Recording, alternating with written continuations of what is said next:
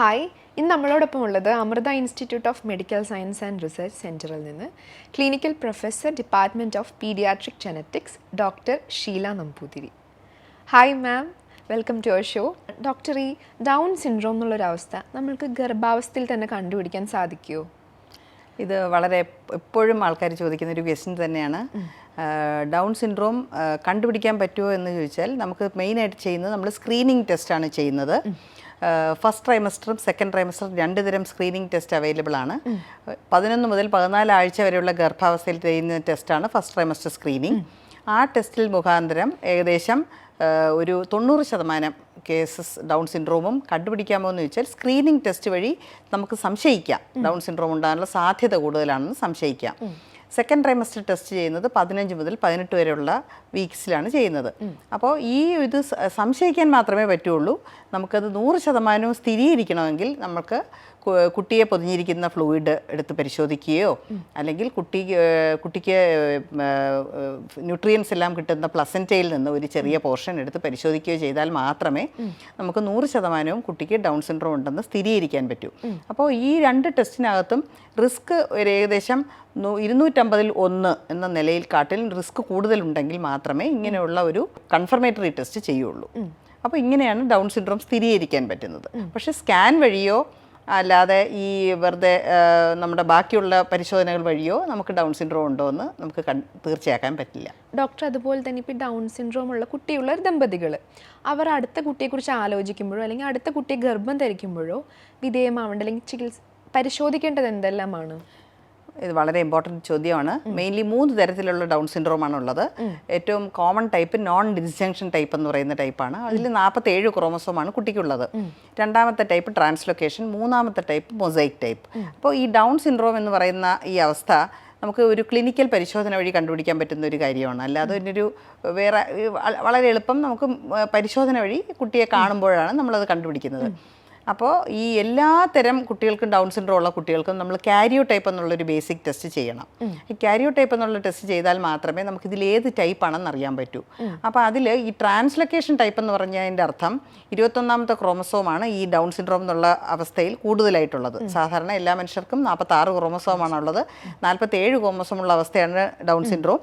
അത് ഈ ട്രാൻസ്ലൊക്കേഷൻ എന്ന് പറയുന്ന ടൈപ്പിൽ മാത്രം 21ാമത്തെ ക്രോമസോം മറ്റേതെങ്കിലും ക്രോമസോമിൻ്റെ പുറത്ത് ഒട്ടിയിരിക്കും. 13, 14, 15, 21, 22 ഇതിൽ ഏതെങ്കിലും ക്രോമസോമിൻ്റെ മുകളിൽ 21ാമത്തെ ക്രോമസോം ഒട്ടിയിരിക്കുന്ന അവസ്ഥയാണ്.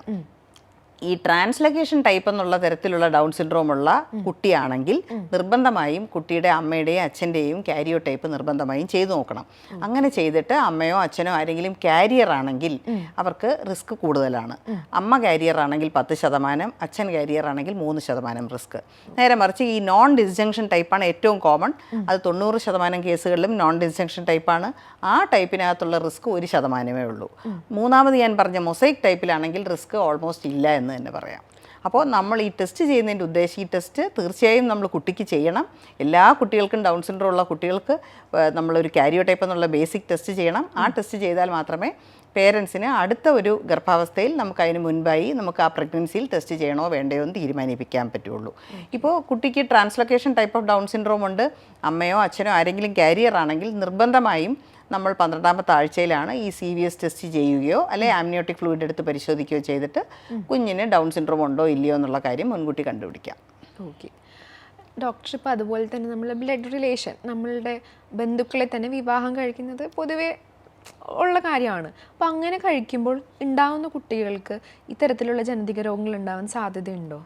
തീർച്ചയായും ഉണ്ട്. കാരണം നമ്മൾ സാധാരണ എല്ലാ മനുഷ്യർക്കും ഒരു മേജർ കൺജനിറ്റൽ അനോമലി ഒരു സാധാരണ ജനറൽ പോപ്പുലേഷനിലുള്ള ആൾക്കാർക്ക് ഉണ്ടാകാനുള്ള സാധ്യത 40-ൽ 1 എന്നുള്ള തോതിലാണ് അങ്ങനെ ഉള്ളത്. നേരെ മറിച്ച് സ്വന്തത്തിൽ കല്യാണം കഴിക്കുന്ന ആൾക്കാർക്ക് ആ റിസ്ക് കൂടുതലാണ്. അത് 20-ൽ 1 എന്നുള്ള നിലയിലാവും. ഇതിന് കാരണം എന്താണെന്ന് വെച്ചാൽ ഈ സാധാരണ ആൾക്കാർക്ക് എല്ലാവരുടെയും നമ്മുടെ ശരീരത്തിൽ ഏകദേശം 5-6 ജീനുകൾ നമ്മളുടെ ശരീരത്തിൽ നമ്മൾ കാരിയർ ആയിരിക്കാം. പക്ഷേ സ്വന്തത്തിൽ കല്യാണം കഴിക്കുന്ന ആൾക്കാർക്ക് അവർ തമ്മിൽ ഒരേപോലത്തെ തകരാറുള്ള ജീൻ അവർ തമ്മിൽ ഷെയർ ചെയ്യാനുള്ള സാധ്യത കൂടുതലാണ്. ഇപ്പോൾ ഏറ്റവും കോമൺ ആയിട്ടുള്ള ഫസ്റ്റ് കസിൻ മാരേജിനകത്ത് 2 ഫസ്റ്റ് കസിൻസ് അവർ തമ്മിൽ ഷെയർ ചെയ്യുന്ന ജീൻ 8-ൽ 1 ജീനുകൾ അവർ ഷെയർ ചെയ്യും. അപ്പോൾ ഈ 8-ൽ 1 ജീനിനകത്ത് തകരാറുള്ള പല ജീനുകളും ഉണ്ടാവാം. ആ ജീനുകൾ അടുത്ത തലമുറയിലേക്ക് കടന്നു പോവുകയും ചെയ്യാം. അതുകൊണ്ടാണ് നമ്മൾ സ്വന്തത്തിൽ ഉള്ളവർ കല്യാണം കഴിക്കുന്നതിനെ നിരുത്സാഹപ്പെടുത്തുന്നത്. സെയിം ബ്ലഡ് ഗ്രൂപ്പ് വന്നു കഴിഞ്ഞാൽ പ്രശ്നം ഉണ്ടാവുമെന്ന്, അതെന്താ? ഞാൻ ദിവസവും കേൾക്കുന്ന ഒരു ചോദ്യം തന്നെയാണിത്. സെയിം ബ്ലഡ് ഗ്രൂപ്പ് പ്രശ്നമില്ല. പക്ഷേ പിന്നെ അമ്മയ്ക്ക് നെഗറ്റീവ് ഗ്രൂപ്പും ഹസ്ബൻഡിന് പോസിറ്റീവ് ഗ്രൂപ്പും ആണെങ്കിൽ ആ തരത്തിലുള്ള ഉണ്ടാകുന്ന കുഞ്ഞ് പോസിറ്റീവ് ആണെന്നുണ്ടെങ്കിൽ പിന്നെ RH ഐസോഇമ്മ്യൂണൈസേഷൻ എന്നുള്ള ഒരു പ്രത്യേക പ്രതിഭാസം സംഭവിക്കും. അത് ജനിതക രോഗമല്ല. ഓക്കെ ഡോക്ടർ, ഇപ്പോൾ ജനിതക വിഭാഗത്തിൽ കുട്ടികൾക്ക് വേണ്ടി തയ്യാറെടുക്കുന്ന ദമ്പതികൾ എന്തെല്ലാം സാഹചര്യത്തിലാണ് അവർ കൗൺസിലിങ്ങിന് വിധേയമാകേണ്ടത്? ഇപ്പോൾ ആദ്യത്തെ ഒരു കുഞ്ഞിന് അവർക്ക് ഒരു ബുദ്ധിക്ക് പോരായികയുള്ളൊരു കുഞ്ഞുണ്ടെങ്കിൽ നിർബന്ധമായും അവർക്ക് എന്താണ് ആ കുട്ടിക്കുള്ള ബുദ്ധി വൈകല്യത്തിന് കാരണം എന്ന് കണ്ടുപിടിക്കുകയും അത് അടുത്ത ഒരു കുഞ്ഞിന് വരാതിരിക്കാനായി മുൻകരുതലുകൾ ആ കുട്ടിക്ക് എന്താണെന്ന് കറക്റ്റ് കണ്ടുപിടിച്ചാൽ മാത്രമേ അടുത്തൊരു പ്രഗ്നൻസിയിൽ അവർക്ക് വേണ്ട ടെസ്റ്റുകൾ നമുക്ക് പ്രഗ്നൻസിയിൽ ചെയ്തു കൊടുക്കാൻ സാധിക്കൂ. പിന്നെ നമ്മൾ സാധാരണ ഇപ്പോൾ കേൾക്കുന്ന SMA അങ്ങനെയൊക്കെയുള്ള അസുഖമൊക്കെ ഉണ്ടല്ലോ, ആ തരത്തിലുള്ള അസുഖം, ക്രോമസോം സംബന്ധമായിട്ടുള്ള ഏത് തകരാറുണ്ടെങ്കിലും ചില കണ്ടീഷനിൽ ചിലപ്പോൾ അച്ഛനോ അമ്മയോ ആരെങ്കിലും ഈ ദമ്പതികളിൽ ആരെങ്കിലും ട്രാൻസ്ലൊക്കേഷൻ കാരിയേഴ്സ് ആയിരിക്കാം. അപ്പോൾ അങ്ങനെ ഉണ്ടെങ്കിൽ നിർബന്ധമായും അവർക്ക് അടുത്ത പ്രഗ്നൻസിയിൽ അതിന് മുൻപേ വന്ന് ടെസ്റ്റൊക്കെ ചെയ്യാനുണ്ട്. പിന്നെ ആദ്യത്തെ കുഞ്ഞിന് ഡൗൺ സിൻഡ്രോം ഉണ്ടെങ്കിൽ ചെയ്യണം. തീർച്ചയായിട്ടും അവർ വന്ന് ഒരു കൗൺസിലിങ്ങിന് വിധേയമാകണം. അതുപോലെ തന്നെ ഇപ്പോൾ ആൺകുട്ടികൾക്ക് മാത്രം ബാധിക്കുന്ന തരം, ഇപ്പോൾ ബുദ്ധിമാന്ദ്യം പോലെ ആണെങ്കിലും അത് മാത്രമുള്ള ജനിതക രോഗങ്ങളുണ്ടോ? ഉണ്ട്. അത് ആൺകുട്ടികളെ മാത്രം ബാധിക്കുന്ന ഒരു പ്രത്യേക കണ്ടീഷൻ്റെ പേരാണ് ഫ്രജൈൽ എക്സ് സിൻഡ്രോം. അപ്പോൾ അങ്ങനെയുള്ള കണ്ടീഷൻ വരുമ്പോൾ എന്താണ് സംഭവിക്കുന്നത് വെച്ചാൽ നമ്മൾ ഫാമിലി ഹിസ്റ്ററി ചോദിക്കുമ്പോൾ വരുന്ന ദമ്പതികൾക്ക് അവർക്ക് ഒന്നോ അതിൽ കൂടുതലോ കുഞ്ഞുങ്ങൾക്ക് ബുദ്ധിമാന്ദ്യം ഉണ്ടാകാം. അതെല്ലാം ആൺകുഞ്ഞുങ്ങളും ആയിരിക്കും. വളരെ വിശദമായി നമ്മൾ ഹിസ്റ്ററി ചോദിക്കുമ്പോൾ ചിലപ്പോൾ ഈ വരുന്ന കുട്ടിയുടെ അമ്മയുടെ സഹോദരന്മാർക്കും ബുദ്ധിമാന്ദ്യം ഉണ്ടാവാം. അപ്പോൾ ഈ പ്രത്യേക അവസ്ഥയിൽ എന്താണെന്ന് വെച്ചാൽ ഈ ഫ്രജൈൽ എക്സ് സിൻഡ്രോം എന്നുള്ള രോഗം അമ്മയിൽ നിന്ന് മാത്രമേ അടുത്ത തലമുറയിലേക്ക് പോവുള്ളൂ. അപ്പോൾ ഈ അമ്മയിൽ അതൊരു എന്താ പറയേണ്ടത്, അതിൻ്റെ ഒരു പ്രീ മ്യൂട്ടേഷൻ സ്റ്റേറ്റ് എന്ന് പറയും. അപ്പോൾ അത് ഒരു അമ്മയിൽ രോഗം പ്രകടമാവുകയില്ല, പക്ഷേ അത് അടുത്ത തലമുറയിലേക്ക് പോകുമ്പോൾ ആ കുട്ടിക്ക് ഫ്രജൈൽ എക്സ് സിൻഡ്രോം വരും. അപ്പോൾ തീർച്ചയായിട്ടും നമ്മൾ അങ്ങനെ ഒരു ഹിസ്റ്ററി ഉണ്ടെങ്കിൽ, ഒരു ആൺകുട്ടികൾക്ക് ബുദ്ധിമാന്ദ്യമുള്ളൊരു കുഞ്ഞ് ഉള്ള ഒരു കുടുംബമാണെങ്കിൽ നിർബന്ധമായും കാരിയോടൈപ്പ് ടെസ്റ്റിൻ്റെ കൂടെ ഫ്രജൈൽ എക്സ് സിൻഡ്രോം ഉണ്ടോ എന്നുള്ള കാര്യം കൂടെ ആ ടെസ്റ്റ് കൂടെ ചെയ്ത് ആ കുട്ടിക്ക് ഫ്രജൈൽ എക്സ് സിൻഡ്രോം ആണോ അല്ലയോ എന്നുള്ളൊരു കാര്യം തീർച്ചയാക്കേണ്ടതാണ്. ഡോക്ടർ, അതുപോലെ തന്നെ ഒരു ഡൗട്ടാണ്, ഇപ്പോൾ ട്വിൻസ് ആയിട്ടുള്ള ആൾക്കാരുണ്ടാവുമല്ലോ, ഈ ട്വിൻസ് ആയിട്ടുള്ള ആൾക്കാർ വിവാഹശേഷം പോകുമ്പോൾ ഏതെങ്കിലും ഒരു ട്വിന്നിന് ഉണ്ടാവുന്ന കുട്ടികൾക്ക് എന്തെങ്കിലും ഉള്ളൊരു വൈകല്യം എല്ലായിടത്തും നല്ല ചില സ്ഥലത്ത് കാണാറുണ്ട്. അതും നമ്മുടെ ജീനും ഈ ട്വിൻസും അതിനെന്തെങ്കിലും ബന്ധമുണ്ടോ? അതും ജനിതകമായി ബന്ധമില്ല. അത് ബന്ധമില്ല. അല്ല, പക്ഷേ ആ ഒരു ട്വിന്നിൽ ഒരാൾക്ക് ഏതെങ്കിലും ഒരു പ്രത്യേക തരത്തിലെ ഒരു ജീനിന്റെ കാരിയർ ആണെങ്കിൽ അവരുടെ കൂടെയുള്ള ട്വിന്നും അതേ ജീനിന് കാരിയർ ആവാനുള്ള സാധ്യതയുണ്ട്. ആ സാധ്യതയുണ്ട്. അല്ലാണ്ട് ഇപ്പോൾ ട്വിൻ ആയിട്ടുള്ള ഒരാള് വിവാഹശേഷം അവർക്ക് കുട്ടികൾ ഉണ്ടാകുമ്പോൾ ചില കുട്ടികൾ എന്താണ് പറയാ ബുദ്ധി വൈകല്യമോ അല്ലെങ്കിൽ അങ്ങനെയുള്ള അസുഖങ്ങളോ ചാൻസ് കുറവാണ്. ചാൻസ് കൂടുന്നത് എങ്ങനെയാണെന്ന് വെച്ചാൽ, ഇപ്പോൾ ഫോർ എക്സാമ്പിൾ അപൂർവം സാഹചര്യങ്ങളിൽ ട്വിൻസിനെ തന്നെ മാരി ചെയ്യും. അങ്ങനെയുള്ള സാഹചര്യത്തിൽ ഇപ്പോൾ യാദൃച്ഛികമായി ഈ രണ്ട് ട്വിൻസിനും എന്തെങ്കിലും പ്രത്യേക തരത്തിലുള്ള ജനിതകമായ രോഗങ്ങൾക്ക് അവർ കാരിയർ ആണെങ്കിൽ ഇതുപോലെ സംഭവിക്കാം. അല്ലെങ്കിൽ യൂഷ്വലി ഇല്ല. അതുപോലെ തന്നെ ഇപ്പോൾ നമ്മൾ കേട്ട അറിവുകളാണ്, അതായത് ഇങ്ങനെ ജനിതക രോഗങ്ങൾക്കൊന്നും ചികിത്സയില്ല എന്നുള്ളത്. ഇത് ശരിയാണോ? അല്ല, ഒട്ടും ശരിയല്ല. ജനിതക രോഗങ്ങൾക്ക് എല്ലാം ചികിത്സയുണ്ടെന്ന് ഞാൻ പറയില്ല. പക്ഷേ ഒരു ലൈസോസോമൽ സ്റ്റോറേജ് ഡിസോർഡേഴ്സ് എന്നുള്ളൊരു വളരെ വലിയൊരു ഗ്രൂപ്പുണ്ട്. അപ്പോൾ ഈ തരത്തിലുള്ള രോഗമുള്ള പ്രത്യേകമുള്ള കുട്ടികൾക്ക് എന്താണെന്ന് വെച്ചാൽ അവരുടെ ശരീരത്തിലെ ഒരു എൻസൈമിൻ്റെ പോരായികയാണ്.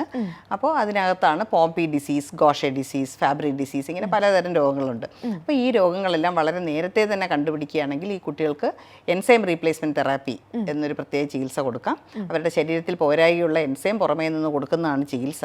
അപ്പോൾ ഈ ചികിത്സയുടെ ഒരു തകരാറ് എന്താണെന്ന് വെച്ചാൽ ഈ എൻസൈം അവരുടെ ശരീരത്തിൽ ഇല്ലല്ലോ. അപ്പോൾ അവർക്ക് ഈ ചികിത്സ ജീവിതകാലം മുഴുവൻ കൊടുക്കേണ്ടി വരും. പക്ഷേ അതർവൈസ് പണ്ടത്തെ കാലത്ത് ഈ ഒരുതരം ചികിത്സ ഇല്ലായിരുന്ന ഒരു സമയത്ത് ഇങ്ങനെയുള്ള കുട്ടികളെല്ലാവരും വളരെ ചെറിയ പ്രായത്തിൽ തന്നെ മരണപ്പെടുമായിരുന്നു. പക്ഷേ ഇപ്പോൾ അങ്ങനെ ഒരു ചികിത്സ ഉള്ളതുകൊണ്ട് ഒരുപാട് ആൾക്കാർക്ക് ജീവിതം മുന്നോട്ട് കൊണ്ടുപോകാനും അവർക്ക് വളരെ പ്രൊഡക്റ്റീവായിട്ടുള്ള ഒരു ലൈഫ് കൊണ്ടുപോകാനും സാധിക്കുന്നുണ്ട്. കൂടാതെ എല്ലൊടിയുന്ന രോഗത്തിനെ പറ്റി കേട്ട് കാണും, ഓസ്റ്റിയോജെനിസിസ് ഇംപെർഫെക്റ്റ. ആ ഒരു രോഗത്തിനകത്തും നമുക്ക് ഒരു 3 മാസത്തിലൊരിക്കൽ കൊടുക്കുന്ന ഇഞ്ചക്ഷൻ കൊടുത്തു കഴിഞ്ഞാൽ അവർക്ക് എല്ലൊടിയാനുള്ള സാധ്യത വളരെ വളരെ കുറയും. അപ്പോൾ ഇങ്ങനെ ചില കണ്ടീഷൻസിന് പ്രത്യേകമായിട്ടുള്ള ജനിതകമായ രോഗങ്ങൾക്ക് ചികിത്സയുണ്ട്. അമൃത ഹോസ്പിറ്റലിൽ നമ്മുടെ ഡിപ്പാർട്ട്മെൻറ്റിൽ ഇങ്ങനെ ഈ 2 ലൈസോസോമൽ സ്റ്റോറേജ് ഡിസോർഡറിനുള്ള ട്രീറ്റ്മെൻറ്റും ഈ ഓസ്റ്റിയോജെനിസിസ് ഇംപെർഫെക്റ്റുള്ള ട്രീറ്റ്മെൻറ്റും രണ്ടും കൊടുക്കുന്നുണ്ട്. ഓക്കെ. അതുപോലെ തന്നെ ഗർഭസ്ഥ ശിശുവിന് വൈകല്യം കണ്ടെത്തിയിട്ടുള്ള ദമ്പതികൾ പിന്നീടൊരു ഗർഭം ധരിക്കുന്നതിന് മുമ്പ് പരിശോധനയ്ക്ക് വിധേയമാകേണ്ടതുണ്ടോ? ഉണ്ട്. കാരണം ആദ്യത്തെ കുഞ്ഞിന് എന്താണ് വൈകല്യത്തിന് കാരണം? ചിലപ്പോൾ ക്രോമസോം സംബന്ധമായിട്ടുള്ള കുഴപ്പമാവാം, ജീൻ സംബന്ധമായിട്ടുള്ള കുഴപ്പമാവാം, അല്ലെങ്കിൽ ചിലപ്പോൾ കുട്ടിക്ക് സ്കെലിറ്റൽ ഡിസ്പ്ലേഷ്യ, അതായത് എല്ല് സംബന്ധമായിട്ടുള്ള വളർച്ചക്കുറവാവാം. അപ്പോൾ അതിലേത് തരം രോഗമാണെന്നുള്ളതിനെ ആസ്പദമാക്കിയാണ് അടുത്ത തവണ ഇതേപോലെയുള്ള രോഗം വരാൻ സാധ്യതയുണ്ടോ ഇല്ലയോ എന്ന് നമുക്ക് തീരുമാനിക്കാൻ പറ്റുള്ളൂ. അപ്പോൾ അതുകൊണ്ട് നിർബന്ധമായും അവർക്ക് ഇതിലൊരു പ്രധാനപ്പെട്ട ഒരു പോയിന്റ് എനിക്ക് പറയാനുള്ളത്, നമ്മൾ ഒരു വൈകല്യമുള്ള ഒരു കുഞ്ഞിനെ മുന്നോട്ട് പോകാൻ സാധിക്കുകയില്ല. ആ കുട്ടിക്ക് വളരെ സീരിയസ് ആയിട്ടുള്ള കോംപ്ലിക്കേഷൻസ് ആണെങ്കിലും ആ കുഞ്ഞിൻ്റെ ഗർഭം നമുക്ക് ഇനി മുന്നോട്ട് കൊണ്ടുപോകണ്ട എന്ന് ഡിസൈഡ് ചെയ്യുന്നതിന് മുൻപ് ആ കുഞ്ഞിൻ്റെ രക്തസാമ്പിൾ സൂക്ഷിച്ചു വെക്കുന്നത് വളരെ വളരെ ഇമ്പോർട്ടൻ്റ് ആണ്. അപ്പോൾ രക്തസാമ്പിൾ നമുക്ക് DNA ആയിട്ട് സൂക്ഷിച്ചു വെക്കാൻ പറ്റും. അപ്പോൾ ആ സമയത്ത് ടെസ്റ്റ് ചെയ്തില്ലെങ്കിൽ പോലും പിന്നെ ഒരു സമയത്ത് നമുക്ക് ആ രക്തസാമ്പിൾ എടുത്ത് നമുക്ക് ടെസ്റ്റ് ചെയ്യാൻ പറ്റും. പിന്നെ അങ്ങനെയുള്ള കുട്ടികളുടെ തീർച്ചയായിട്ടും അവർ ജനിച്ച ഉടനെ തന്നെ അവരുടെ എക്സ്റേസ് എല്ലാം എടുത്ത് സൂക്ഷിച്ചു വയ്ക്കും. അപ്പോൾ ഇങ്ങനെയൊക്കെയുള്ള കാര്യങ്ങളുള്ളത് കൊണ്ട് നമുക്ക് പുറകോട്ട് പോയി ആ ടെസ്റ്റുകൾ ചെയ്യാൻ സാധിക്കും. പിന്നെ ഓക്കെ, ഇപ്പോൾ ഡോക്ടർ പറഞ്ഞല്ലോ പണ്ട് കാലങ്ങളിലൊക്കെ കുറച്ച് വൈകല്യമുള്ള കുട്ടികൾ കുറച്ച് വർഷമേ കൂടി വന്ന 10 വയസ്സ് 9 വയസ്സൊക്കെ ഉണ്ടാവുള്ളൂ. അതിൻ്റെ കാരണം ഈ എൻസൈമുകളുടെ കുറവാണോ? അല്ല, പണ്ട് കാലത്ത് ഇപ്പോൾ ഈ പറഞ്ഞതുപോലെ ഏത് തരമാണ് ജനിതക രോഗമെന്ന് കണ്ടുപിടിക്കാനുള്ളൊരു സാഹചര്യം വളരെ കുറവായിരുന്നല്ലോ. അപ്പോൾ അതിനുള്ള കറക്റ്റായിട്ടുള്ള ചികിത്സ കൊടുക്കാൻ പറ്റിയിട്ടില്ല. ഇതിനൊരു എക്സാമ്പിളായിട്ട് ഞാൻ പറയുകയാണെങ്കിൽ, ഇപ്പോൾ ഗോഷെ ഡിസീസ് എന്ന് പറയുന്ന കണ്ടീഷനിൽ കുട്ടികൾക്ക് വളരെ സിവിയറായിട്ടുള്ള വിളർച്ച വരും. അതിൻ്റെ കൂട്ടത്തിൽ തന്നെ രക്തം കട്ട പിടിക്കാനായിട്ടുള്ള പ്ലേറ്റ്ലെറ്റ്സിൻ്റെ അളവും കുറയും. അപ്പോൾ ഈ 2 കാരണം കൊണ്ടും പേഷ്യൻറ്റിന് എന്താണ് പറ്റുന്നതെന്ന് വെച്ചാൽ അടിക്കടി രക്തം കയറ്റേണ്ടി വരും, എല്ലാ മാസത്തിലും രക്തം കയറ്റേണ്ടി വരും, ഇടയ്ക്കിടയ്ക്ക് പ്ലേറ്റ്ലെറ്റിൻ്റെ കുറവുള്ളപ്പോൾ അതിൻ്റെ ചികിത്സ ചെയ്യേണ്ടി വരും. അവരുടെ വയറിനകത്തുള്ള സ്പ്ലീൻ എന്നുള്ള അവയവം വളരെ വളരെ വലുതാവും. അപ്പോൾ പണ്ട് കാലത്ത് ഈ എൻസൈം റീപ്ലേസ്മെൻറ്റ് തെറാപ്പി ഇല്ലാതിരുന്ന കാലത്ത് സ്പ്ലീൻ വളരെ വലുതായി കഴിയുമ്പോൾ സ്പ്ലീൻ എടുത്ത് മാറ്റുക എന്നുള്ളൊരു ശസ്ത്രക്രിയയാണ് അന്ന് ചെയ്തിരുന്നത്. പക്ഷേ പിന്നെ ഇപ്പോൾ നമ്മുടെ സയൻസ് എല്ലാം വികസിച്ചതിന് ശേഷം ഇപ്പോൾ അങ്ങനെ സ്പ്ലീൻ എടുത്ത് മാറ്റുന്ന സർജറി ചെയ്യാറേ ഇല്ല. കാരണം സ്പ്ലീൻ എടുത്ത് കളയുന്ന രോഗികൾക്ക് അവർക്ക് ഇൻഫെക്ഷൻ വരാനുള്ള സാധ്യത വളരെ കൂടുതലാണ്. അപ്പോൾ ഈ എൻസൈം റീപ്ലേസ്മെൻറ്റ് തെറാപ്പി കൊടുക്കുന്ന പേഷ്യൻസിന് ഈ വലിയ സ്പ്ലീൻ എല്ലാം തന്നെ ചുരുങ്ങുകയും അവർക്ക് ബ്ലഡ് മാസത്തിലൊരിക്കയോ 2 മാസത്തിലൊരിക്കയോ രക്തം ട്രാൻസ്ഫ്യൂസ് ചെയ്യേണ്ട ആവശ്യം കംപ്ലീറ്റ്ലി ഒഴിവാകുന്നു. പ്ലേറ്റ്ലെറ്റ്സിൻ്റെ അളവൊക്കെ നിയന്ത്രിച്ച് വയ്ക്കാം. നമുക്ക് പല പേഷ്യൻസും ഉണ്ട്, നോർമലായി സ്കൂളിൽ പഠിക്കുന്നവരും കോളേജിൽ പഠിക്കുന്നവരും എല്ലാം ഉണ്ട്. ഡോക്ടർ, ഇപ്പോൾ അതുപോലെ തന്നെ ഡൗട്ട് എന്താണെന്ന് വെച്ചാൽ ഇപ്പോൾ ഒരു വയസ്സ് അല്ലെങ്കിൽ 2 വയസ്സ് വരെ നോർമലായിട്ടുള്ളൊരു, അതായത് ആ സമയത്ത് സംസാരം തുടങ്ങില്ലല്ലോ കുട്ടികൾ, ഒരു വയസ്സൊക്കെ കഴിഞ്ഞ് 1.5 വയസ്സൊക്കെ ആകുമ്പോഴാണ്. അപ്പോൾ അതുവരെ നോർമലായിട്ടിരിക്കുന്ന കുട്ടി പക്ഷെ പിന്നീട് വളർന്നു വരുമ്പോൾ ഇത്തരത്തിലുള്ളൊരു ഡൗൺ സിൻഡ്രോം പോലുള്ള അവസ്ഥ അങ്ങനെയുള്ളത് ഉണ്ടാവാറുണ്ടോ? അത്തരത്തിലുള്ള ഡൗൺ സിൻഡ്രോം പോലുള്ള അവസ്ഥ വരാറില്ല. അത് വരുന്നത് എന്താണെന്ന് വെച്ചാൽ ഇപ്പോൾ ചോദിച്ച ക്വസ്റ്റ്യൻ്റെ ആൻസർ 2 ആൻസറാണ്. ഒന്ന്, ഓട്ടിസ്റ്റിക് ചിൽഡ്രനിൽ അവർക്ക് ആദ്യമേ ഒരു നിയർ നോർമൽ ഡെവലപ്മെൻറ്റ് പോലെ വന്നതിന് ശേഷം അവർക്ക് വളരെ പതുക്കെ അവരുടെ സ്പീച്ച് കുറഞ്ഞു വരികയും അവരുടെ കണ്ണിൽ നോക്കി സംസാരിക്കുന്നത് ഐ കോണ്ടാക്റ്റ് എന്ന് പറയും, അത് വളരെ വളരെ കുറഞ്ഞു വരുന്ന ഒരവസ്ഥ പതുക്കെ വന്ന് അതൊരു ഏകദേശം 6 മാസം 8 മാസം കൊണ്ടായിരിക്കും ഈ കുട്ടിക്ക് തീർത്തും സ്പീച്ച് നഷ്ടപ്പെടുകയും കുട്ടി വിളിച്ചാൽ എന്നാൽ കേൾവിക്കുറവാണെന്ന് ചിലപ്പോൾ പേരൻസ് വിചാരിക്കും. കേൾവിക്കുറവല്ല അതിന് കാരണം. കുട്ടി ശ്രദ്ധിക്കാതെ കുട്ടിയുടെ ശ്രദ്ധ കംപ്ലീറ്റ്ലി പോവുകയും കുട്ടി മറ്റു കുഞ്ഞുങ്ങളുടെ കൂടെ കളിക്കാതെ ആവുക, അങ്ങനെയുള്ളൊരു സാഹചര്യം വരാം. അപ്പോൾ അതാണ്. പിന്നെ വേറെ neuro degenerative disorder, neuro regressive disorder, അങ്ങനത്തെ ഗ്രൂപ്പ് ഡിസീസസ് ഉണ്ട്. അത് കോമൺ അല്ല. പക്ഷെ അങ്ങനെയുള്ള കണ്ടീഷൻസിനകത്തും ആദ്യമേ നിയർ നോർമൽ ഡെവലപ്മെൻറ്റ് ഉണ്ടായിട്ട് പിന്നെ കുട്ടിക്ക് ഡെവലപ്മെൻറ്റ് പുറകോട്ട് പോവാം. ഓക്കെ ഡോക്ടർ, ഹെറിഡിറ്ററി ആയിട്ട് വരുന്ന ക്യാൻസേഴ്സ് ഉണ്ടോ? ഉണ്ടെങ്കിൽ അത് എന്തൊക്കെയാണെന്നൊന്ന് പറയാമോ? കോമൺ ആയിട്ട് വരുന്ന hereditary cancer breast ക്യാൻസറാണ്. BRCA1 BRCA2 ഇങ്ങനെയുള്ള തരം ബ്രസ്റ്റ് ക്യാൻസറാണ്. ഏഞ്ചലീന ജോളിയുടെ കാര്യമൊക്കെ കേട്ടിട്ടുണ്ടാവുമല്ലോ. അപ്പോൾ ഇതിനകത്ത് ഏറ്റവും പ്രധാനം ഈ ഹെറിഡിറ്ററി ആയിട്ടുള്ള ക്യാൻസറിൻ്റെ പ്രത്യേകത സാധാരണ സ്ത്രീകൾക്ക് ക്യാൻസർ വരാൻ ഏകദേശം 50 വയസ്സിന് മുകളിലുള്ള സ്ത്രീകൾക്ക് ക്യാൻസർ വരുന്നതിന് പകരം ഈ ഹെറിഡിറ്ററി ക്യാൻസർ വളരെ നേരത്തെ വരും. 30-40 വയസ്സിനിടയ്ക്ക്, എസ്പെഷ്യലി 40 വയസ്സിനും താഴെയായിരിക്കും അവർക്ക് ക്യാൻസർ വരുന്നത്. അപ്പോൾ ബ്രസ്റ്റ് ക്യാൻസർ ഇങ്ങനെയൊക്കെയുള്ള കാര്യങ്ങൾ എസ്പെഷ്യലി നേരത്തെ വരുന്ന ആൾക്കാരുണ്ടെങ്കിൽ തീർച്ചയായിട്ടും നമ്മൾ അവരുടെ ഒരു ഫാമിലി ഹിസ്റ്ററി എടുക്കണം. ഫാമിലി ഹിസ്റ്ററി എടുത്തിട്ട് നമ്മളൊരു പെഡിഗ്രി എന്ന് പറഞ്ഞൊരു പ്രത്യേക ഒരു പിക്ചർ ക്രിയേറ്റ് ചെയ്യും. അപ്പോൾ അവരുടെ കുടുംബത്തിൽ മറ്റാൾക്കാർക്ക് ആർക്കെങ്കിലും ക്യാൻസർ ഉണ്ടോ, ഇപ്പോൾ എല്ലാവർക്കും ബ്രസ്റ്റ് ക്യാൻസർ തന്നെ ആവണമെന്നില്ല. അവരുടെ കുടുംബത്തിൽ അവരുടെ സഹോദരന്മാർക്കോ അവരുടെ പിന്നെ പേരൻസിനോ അല്ലെങ്കിൽ അച്ഛനോ ആർക്കെങ്കിലും ഒരാൾക്ക് കുടലിൽ ക്യാൻസർ ആവാം, മറ്റെന്തെങ്കിലും അവയവങ്ങളിൽ ക്യാൻസർ ആവാം, പാൻക്രിയാസ് ക്യാൻസർ ആവാം. അപ്പോൾ ഈ മറ്റ് അവയവങ്ങളിൽ വരുന്ന ക്യാൻസറും ഇമ്പോർട്ടൻ്റ് ആണ്. ഓവറിയിൽ ക്യാൻസർ ആവാം. അപ്പോൾ ഇങ്ങനത്തെ തരത്തിനകത്തുള്ള കേസസിൽ നമ്മൾ തീർച്ചയായിട്ടും അവർക്ക് ജനറ്റിക് ടെസ്റ്റ് ചെയ്യണം. ജനറ്റിക് ടെസ്റ്റ് ചെയ്തിട്ട് അവർക്ക് ഈ പറഞ്ഞതുപോലെ ഇവരൊരു പ്രത്യേക തരത്തിലുള്ള ഈ രോഗത്തിൻ്റെ വാഹകയാണോ എന്ന് നോക്കണം. അങ്ങനെ നോക്കുകയാണെങ്കിൽ അവരുടെ അടുത്ത തലമുറയിൽ ഇപ്പോൾ അവരുടെ കുട്ടികൾക്കും തീർച്ചയായിട്ടും 50% റിസ്ക് ഉണ്ട്. ഇപ്പോൾ അമ്മയോ അച്ഛനോ ആരെങ്കിലും ഈ തരത്തിലുള്ള ജനിത രോഗത്തിന് വാഹകയോ വാഹകനോ ആണെങ്കിൽ 50% സാധ്യതയുണ്ട് അവരുടെ കുട്ടികൾക്കും അതേപോലത്തെ ക്യാൻസർ വരാൻ. അപ്പോൾ ഇപ്പോഴുള്ള സാഹചര്യത്തിൽ ഇങ്ങനെയുള്ള കേസുകൾ വളരെ നേരത്തെ അവരെ സർവിലൻസ് എന്ന് പറയും. അതായത് അവരെ നേരത്തെ തന്നെ അവരെ സ്ക്രീനിങ് ടെസ്റ്റ് ഒക്കെ ചെയ്ത് അവർക്ക് ക്യാൻസർ വരാനുള്ള സാധ്യത വളരെ വളരെ കുറയ്ക്കാൻ പറ്റും. ഡോക്ടർ നേരത്തെ ഒരു ആൻസർ പറഞ്ഞു SMA എന്ന് പറഞ്ഞ രോഗത്തെക്കുറിച്ച്. ഞാൻ കേട്ടിട്ടുണ്ട് ഇപ്പോൾ SMA പോലത്തെ രോഗത്തിന് ചിലവ് കോടികൾ വരെ വരാമെന്ന്. നമുക്ക് ഒഴിവാക്കാനാകുമോ ഈ രോഗം? SMA മെയിൻലി 3 തരം SMA ആണുള്ളത്. Type 1, type 2, type 3. ഈ SMA ടൈപ്പ് 1 എന്ന് പറയുന്നതാണ് വളരെ കോമൺ ആയിട്ട് നമ്മൾ കാണുന്നത്. ഒരു കുട്ടികൾക്ക് വളരെ ചെറുപ്പത്തിൽ തന്നെ അവർക്ക് നോർമലായിട്ടുള്ള ബുദ്ധി ഡെവലപ്മെൻറ്റും ആയിരിക്കും, പക്ഷേ അവരുടെ ശരീരത്തിന് മസിലിൻ്റെ ടോൺ വളരെ കുറവായിരിക്കും. അപ്പോൾ കഴുത്തുറയ്ക്കാൻ താമസിക്കും, ഇരിക്കാൻ സാധ്യമല്ല, കമന്ന് വീഴുവാനും അങ്ങനെയുള്ള കാര്യങ്ങളെല്ലാം താമസിക്കും. അപ്പോൾ ഈ ഒരു ഇതിൻ്റെ കൂട്ടത്തിൽ തന്നെ അവരുടെ ശ്വാസകോശത്തിൻ്റെ മസിൽസിനെയും ബലക്കുറവുള്ളതുകൊണ്ട് അവർക്ക് അടിക്കടി കഫക്കെട്ട് വരാനും ന്യൂമോണിയ വരാനും ഉള്ള റിസ്ക് വളരെ കൂടുതലാണ്. അപ്പോൾ ഇങ്ങനെയുള്ള കുട്ടികൾ യൂഷ്വലി നമ്മൾ ചികിത്സയൊന്നും കൊടുത്തില്ലെങ്കിൽ SMA ടൈപ്പ് 1 ഉള്ള കുട്ടികൾ 1 വയസ്സിനകത്ത് മരണപ്പെട്ടു പോകാറാണ് സാധ്യത. അപ്പോൾ ഇപ്പോഴാണ് പുതിയതായിട്ടൊരു ജീൻ തെറാപ്പി എല്ലാം വന്നിട്ടുള്ളത്. അതിന് ഏകദേശം 18 കോടിയാണ് ചികിത്സ. അപ്പോൾ അതുകൊണ്ട് തന്നെ എനിക്ക് തോന്നുന്നില്ല ഒരു രാജ്യത്തിലും അങ്ങനെയുള്ള ചികിത്സ കോമൺ ആയിട്ട് കൊടുക്കാൻ സാധ്യമല്ല. അപ്പോൾ SMAയുടെ ഒരു പ്രത്യേകത നോർത്ത് ഇന്ത്യയിലെല്ലാം നടത്തിയ പഠനങ്ങളൊക്കെ കാണിച്ചിരിക്കുന്നത് എന്താണെന്ന് വെച്ചാൽ ഒരു 38 പേരിൽ ഒരാൾ വീതം, സാധാരണ ജനങ്ങളിൽ 38 പേരിൽ ഒരാൾ വീതം ലക്നൌവിൽ നടത്തിയ സ്റ്റഡീസിൽ കാണിച്ചിരിക്കുന്നത് അവർ SMA എന്ന രോഗത്തിൻ്റെ കാരിയറാണ്. കേരളത്തിൽ നമുക്ക് SMA കാരിയർ സ്റ്റേറ്റസ് എന്താണെന്നുള്ളത് നമുക്കങ്ങനെ ഒരു സ്റ്റഡി ഇതുവരെ നടന്നിട്ടില്ല. പക്ഷേ എന്നാലും നേരത്തെ നമ്മൾ പറഞ്ഞതുപോലെ ബന്ധത്തിലുള്ളവർ കല്യാണം കഴിക്കുമ്പോൾ ഞാൻ എപ്പോഴും SMA എന്നുള്ള രോഗമുണ്ടോ എന്ന് അവരുടെ കാരിയറാണോ എന്ന് ടെസ്റ്റ് ചെയ്ത് നോക്കാറുണ്ട്. ഡോക്ടർ, ഇപ്പോൾ അതുപോലെ തന്നെ ഒരു ഡൗട്ടാണ്, ഇപ്പോൾ ഇങ്ങനെ വൈകല്യമുള്ള കുട്ടികളുടെ വായിൽ നിന്നൊക്കെ എപ്പോഴും സലൈവ ഇങ്ങനെ വന്നുകൊണ്ടിരിക്കുക, അല്ലെങ്കിൽ ഒരു വായ എപ്പോഴും ഇങ്ങനെ ദൃഷ്ടികൾക്കും പ്രശ്നം ഉണ്ടാകും, പക്ഷേ ഇങ്ങനെ സലൈവ വരിക, അതൊക്കെ എന്തുകൊണ്ടാണ്? അല്ല, അത് ഈ കുട്ടികളുടെ ഇപ്പോൾ അവരുടെ സ്വാളോയിങ് ഉള്ള ഡിഫിക്കൽട്ടി കൊണ്ടാണ്. അവർക്ക് സാധാരണ നമുക്ക് എല്ലാ മനുഷ്യർക്കും ഉള്ളതുപോലെയുള്ള സലൈവ ഉള്ളത് നമുക്കങ്ങനെ പുറത്തേക്ക് വരാത്തതിന് കാരണം നമുക്കൊരു നല്ല അത് വിഴുങ്ങാനായിട്ടുള്ള ഒരു പ്രത്യേക സംവിധാനം നോർമലായിട്ട് പ്രവർത്തിക്കുന്നതുകൊണ്ടാണ്. അപ്പോൾ ആ സ്വാളോയിങ് മെക്കാനിസം ശരിക്കും നടക്കാത്ത കുട്ടികൾക്കാണ് ഈ പറഞ്ഞതുപോലെയുള്ള ഇങ്ങനത്തെ ഈ സലൈവ അധികമായി പുറത്തേക്ക് വരുന്നത്. ഓക്കെ. അതുപോലെ തന്നെ അടിക്കടി ഗർഭം അലസി പോകുന്ന സ്ത്രീകൾക്ക് എന്തെങ്കിലും ജനിതക പ്രശ്നമാണോ? അങ്ങനെയുള്ളവർ വൈദ്യസഹായം തേടേണ്ടതുണ്ടോ? തീർച്ചയായിട്ടും വൈദ്യസഹായം തേടണം.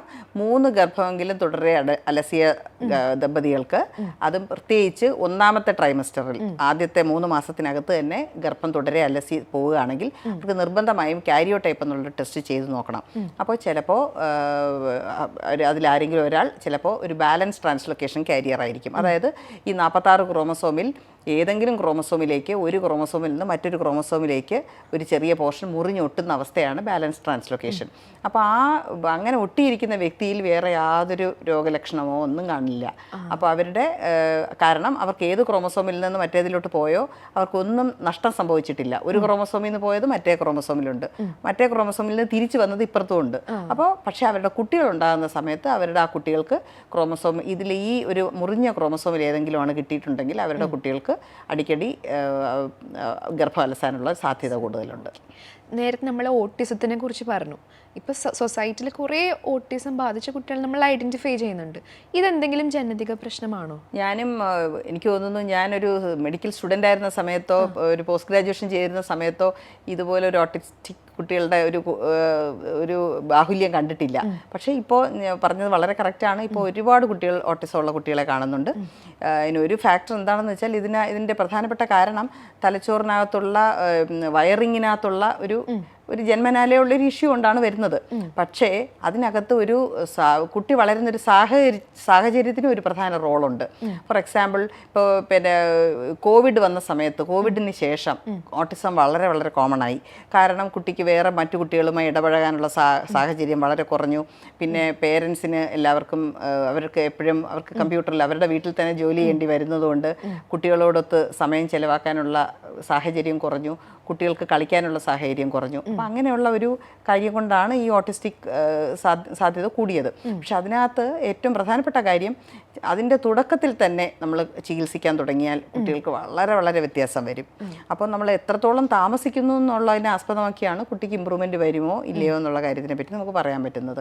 അപ്പോൾ അതുകൊണ്ട് ഏതെങ്കിലും ഒരു കുട്ടി ഒരുവിധം തെറ്റില്ലാതെ സംസാരിച്ചുകൊണ്ടിരുന്ന കുട്ടി സംസാരം കുറയുകയോ, കുട്ടിയുടെ കണ്ണിലേക്ക് നോക്കി സംസാരിക്കുന്ന ഐ കോണ്ടാക്റ്റ് കുറയുകയോ, കുട്ടി വിളിച്ചാൽ കേൾക്കുന്നില്ല എന്ന് പേരൻസിന് തോന്നുകയോ അല്ലെങ്കിൽ ഹൈപ്പർ ആക്ടിവിറ്റി വരികയോ ചെയ്യുകയാണെങ്കിൽ തീർച്ചയായും ഒരു കുട്ടികളുടെ ഡോക്ടറെ കാണിച്ച് ഈ കുട്ടിക്ക് എന്തെങ്കിലും ഓട്ടിസത്തിൻ്റെ തുടക്കമുണ്ടോ എന്ന് നോക്കുകയും അതിനുള്ള ചികിത്സ എത്രയും നേരത്തെ തുടങ്ങുകയും വേണം. ഓക്കെ, ഒത്തിരി ഡീറ്റെയിൽസ് ഞങ്ങൾക്ക് ഷെയർ ചെയ്തു. Thank you so much doctor. Thank you.